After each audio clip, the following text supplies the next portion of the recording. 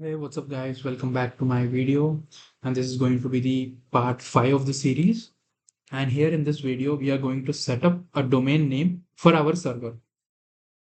If you recall in the previous video, in order to talk to the server, we had to put in our IP address in the URL, right? But this is not a safe way to communicate since exposing our IP addresses can put our VPS in danger from the DOS attacks.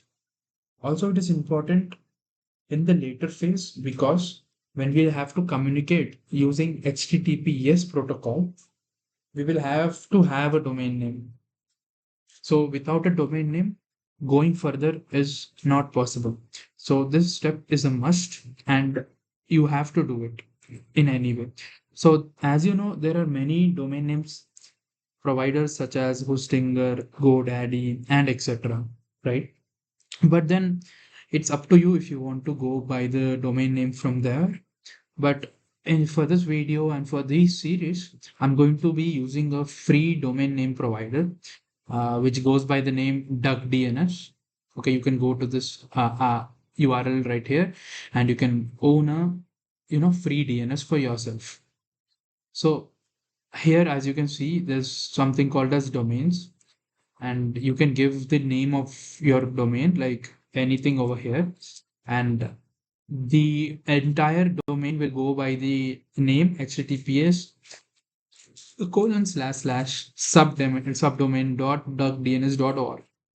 So for this video's purpose, I'll be like YouTube VM, right? And maybe deploy. This is going to be our domain name. Let's check and add a domain. Okay, there we go, guys. YouTube deploy.duckdns.org is going to be our domain name. So it is already over here, and the current IP address is this. Now, how do we point this DNS to our backend server or our VPS? So what we are going to do is we're going to change this current IP address to our IP address. Got it? So what we are going to do is go to our portal, select the public IP address, and go back to duck DNS and then paste it over here. And then we're going to update the IP. And now the current IP is set to our VM. So that means that this DNS is pointing to our VM. Correct? So for testing this out, let's go back to our terminal. Let's pnpm run start over here, start the Node.js application, and it's hosted in a localhost 3000, right? But now we are going to go to Postman and check if it is working. So let's go to http:// and let's copy our domain name, which is YouTube VM deploy, and then we'll paste it over here.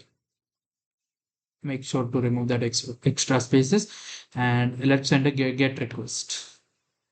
Let's go to the body, and it says welcome to Nginx. Yeah, so okay, it is actually connected. Now let's hit the port 3000 where our Node.js application is hosted. So let's send, and there we go. Hello from the virtual machine.